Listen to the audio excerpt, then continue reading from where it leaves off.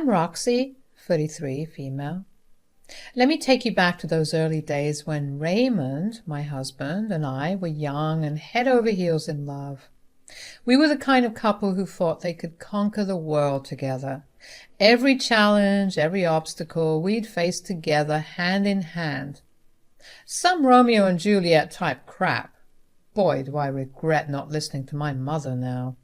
Anyway, when I found out I was pregnant, it was both a shock and a blessing. We were barely out of high school, not a dime to our names, and had no idea how to navigate the world as adults. It was a wake-up call, to say the least. Raymond, being the responsible one, knew he had to find a steady job, and he did, thanks to his uncle. His uncle ran a small, obscure warehouse business that specialized in packaging supplies. It wasn't glamorous, but it was a paycheck that was very much needed because baby, remember? To put it kindly, Raymond isn't the sharpest knife in the drawer, so his uncle had a pretty hard time convincing his colleagues to hire him. I guess they felt bad for a couple of high school dropouts who were homeless and expecting a kid because they gave him a desk job. Well, a fairly easy one since Raymond wasn't the smartest guy. I suppose he was content, at least initially, with a steady job and a growing family to provide for. But life has a way of throwing curveballs, and those early years of marriage weren't as smooth as we had hoped. Raymond, who had once been so full of dreams and aspirations, started to change. He drank more, and his temper flared more often.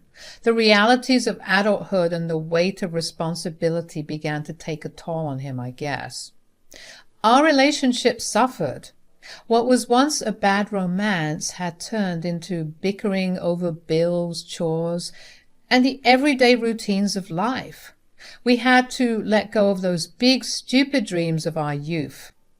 Those dreams of traveling the world, starting a business together, and living in a big house felt like distant memories.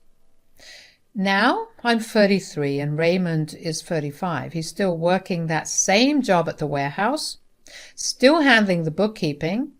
It's a meager income, barely enough to keep the lights on and food on the table, especially because he wastes most of his income on booze. We've had to stay in trailer parks and in crowded, run-down apartments from time to time, but we're getting by. Our fights were like a broken record playing on repeat. Our tiny house felt suffocating with all the tension. Our words, once sweet and loving, turned into harsh, bitter exchanges. Our baby, the one thing that should have brought us closer, ended up living with my mom. It hurt like hell, but I couldn't let our kid witness the chaos. Our arguments got nasty, real nasty. The air was heavy with accusations and name-calling. I'd call Raymond out on his spending habits, telling him straight up that he was ruining us financially. I begged him to step up and think about the family, but he'd throw it back in my face. "It's my money, Roxy. If you want more, go get a job. Stop bothering me and telling me how to spend my goddamn money." The irony was rich. I knew I needed to pitch in, but it wasn't as simple as it sounded. I didn't have the connections Raymond did, and finding a job was like searching for a needle in a haystack. I scoured job ads and sent out application after application, but all I got was radio silence or rejection letters. When I did score a gig, it was never great. Cleaning other people's homes, babysitting for folks who couldn't or didn't give a damn about their kids. I'd come home exhausted, my hands torn up from scrubbing, my eyes bloodshot from the incessant cries from the kids I babysat, but it barely covered our bills. Raymond would just scoff at my hard work, making it seem like peanuts.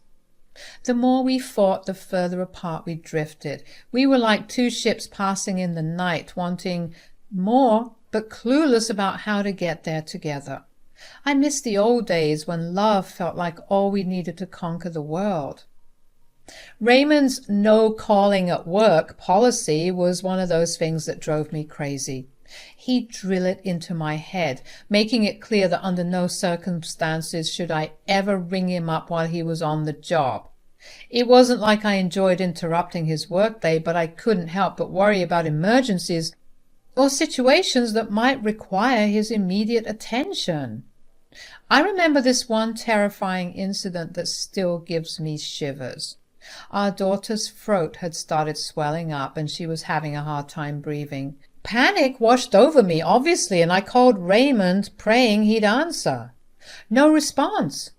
I left frantic messages telling him it was urgent, calling him again and again, trying to tell him that our baby girl needed medical help, and still not a peep from him.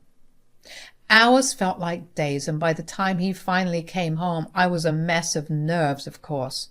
I rushed to the door, ready to spill out what had happened and ask for his support, but he cut me off before I could even start.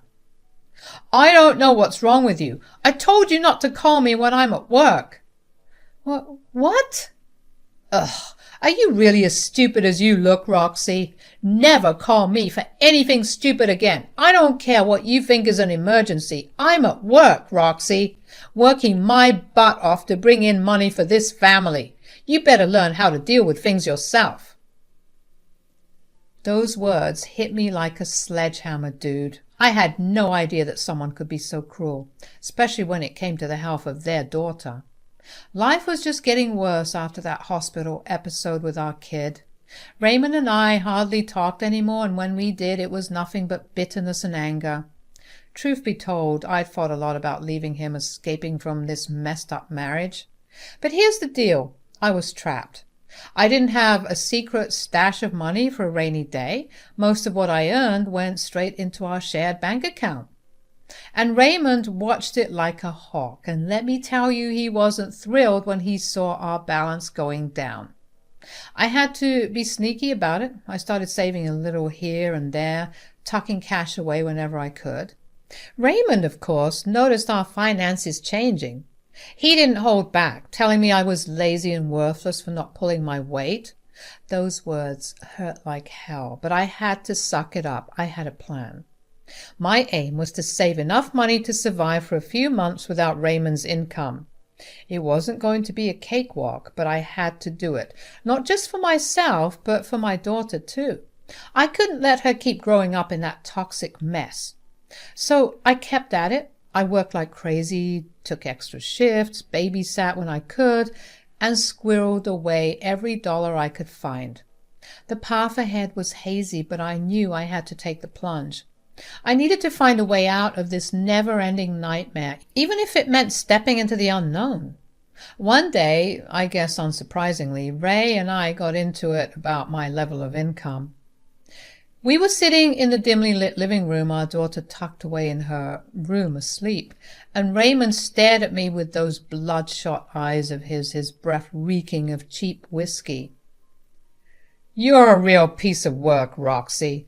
You hardly bring in any money anymore. You're so useless." I couldn't take it anymore. The anger, the frustration, the hurt, it all bubbled up inside me. "You know what, Raymond? You think I haven't been pulling my weight, but the truth is I've been saving money. Yeah, I've been holding out." "What the hell are you talking about?" "You heard what I said. I'm sick of living like this, living with an idiot like you. I gotta get me and my baby out of here." "You think you can leave me, Roxy? You don't have the guts." We argued for what felt like hours, trading harsh words and bitter accusations.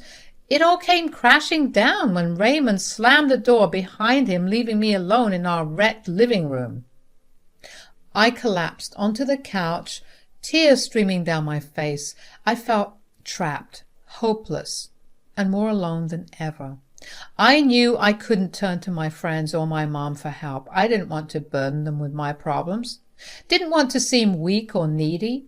So I wiped away my tears and stared at the cracked ceiling, determined to find a way out of this mess on my own. Months had gone by, and every time I'd bring my small funds to the table to add to the family funds, Ray would either yell at me and accuse me of still holding out on him. I had to lie and say I was bringing everything to the table and that I'd stopped my shenanigans. It took me a while to convince him of this lie, but eventually his bitterness turned into laughter.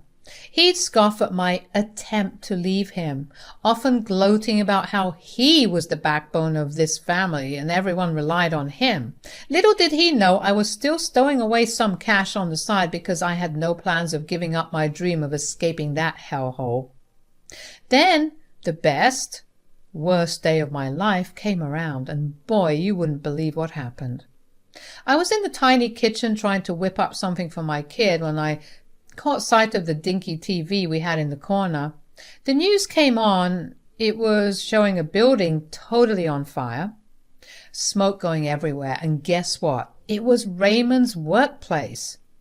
At first, I couldn't believe it, you know. I thought maybe, just maybe, it was some other place, not his office. But the truth was hard to ignore.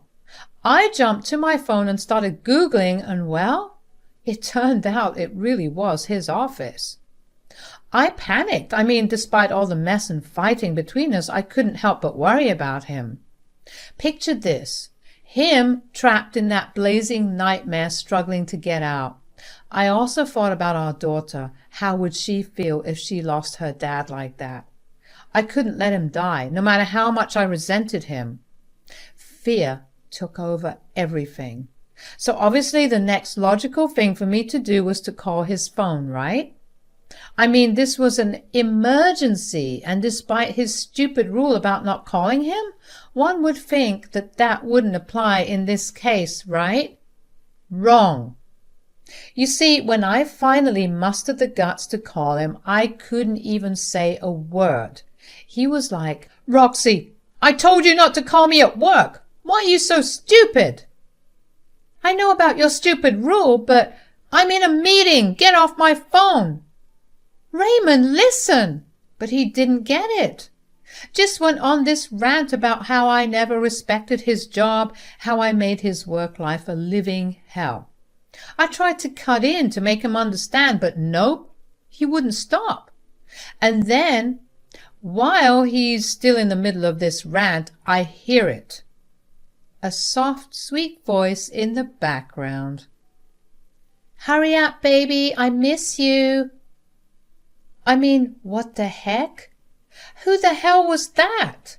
Before I could even say a word or wrap my head around what I just heard and what was happening, Raymond abruptly hung up. I was just standing there holding my phone, looking like Boo Boo the Fool, like what the heck just went down. In our tiny trailer, I started pacing back and forth, the old linoleum creaking under my feet. Man, that room felt like it was closing in on me. I had this heavy feeling in my chest, and tears were just waiting to burst out. My husband, the guy I'd known for years, my high school sweetheart, had not only just turned into a total stranger, but a lying, cheating one at that. As I sat down on our worn-out couch, tears streamed down my face. I couldn't help but replay the last few years in my mind. It was in that moment of pacing, my mind racing 1,000,000 miles a minute, that it hit me like a ton of bricks. The reason Raymond had that stupid no calling at work policy wasn't because of his precious meetings or his work ethic. It was because he was off somewhere else, cheating. Seriously, he had no clue about the fire at his office building, which meant he sure as heck wasn't anywhere near it. He had to be at his mistress or girlfriend's house, cozying up with her while the place he supposedly worked at went up in flames. The rage inside me started boiling like a kettle ready to burst. Cheating? That was the ultimate betrayal. After everything we'd been through, all the highs and lows, I had thought that he'd at least be decent enough not to cheat on me. But in hindsight, I felt like the world's biggest fool for not seeing it coming sooner. Fury coursed through my veins, and I knew I couldn't handle this mess on my own. And that's when I made up my mind. I started packing my things, and you know what? I decided to pack up all Raymond's stuff too. If he wanted to cheat on me and destroy our family, fine, but he wasn't going to get away with it easily. I had plans, Big plans. I was going to sell every last bit of his junk to make some extra money, and I didn't care if he ever saw it again. I didn't care if he ever saw his baby again. And I damn well didn't care if he never saw me again. It was time to turn the tables, to take control of my life. The anger fueled me, and as I stuffed all of our crap into boxes, I felt a newfound sense of determination. But the burning question remained. What was my next move? How was I going to get out of this mess and create a better future for my daughter and myself? So there I was, hauling boxes of our stuff out of that run-down trailer. It felt like the weight of the world was on my shoulders, but for the first time in a long while, I felt like I was taking control of my life. I drove over to my mom's place with all our stuff, realizing that I couldn't do this on my own anymore. I broke down and spilled everything to her. I cried in her arms, confessing all the terrible things that had been going on, other than the crap she already knew. She was mad at me, rightfully so, for letting things get so out of hand. She'd always told me I could depend on her, but it took me way too long to finally take her up on that offer. Still, she was relieved that I'd come to my senses and decided to move in with her for the time being. Later that evening, when Raymond finally returned to that sad trailer I used to call home, he called me incessantly. The phone rang at least 50 times, but I wasn't about to pick up. Instead, I sent him a text telling him I was busy. He texted back, warning me that he'd sue me if I didn't return his stuff. But I wasn't playing around anymore, and I told him that if he did that, I'd file for divorce, and trust me, the settlement would eat him alive. With his infidelity thrown into the mix, I could ask for more money, and the child support checks he'd have to cut would run him dry. He was furious, of course, cursing me out and claiming that I was ruining his life. But I knew my husband. I knew he didn't want the social and financial nightmare of a divorce. It was better for both of us if I just left, and so we split up that way. You'll regret this, Rox. I'll find a way to get back to you. Trust me. Try your worst, you scummy piece of crap. You think you can just take my stuff and run away? You're going to regret this, Roxy. Regret? You've got some nerve, Raymond. You've put me through hell for years, and you're talking about regret? You don't know what you're getting into, Roxy. I'll sue you for every penny you've got. Oh, sue me. That's rich. You should be thanking your lucky stars. That's all I'm doing.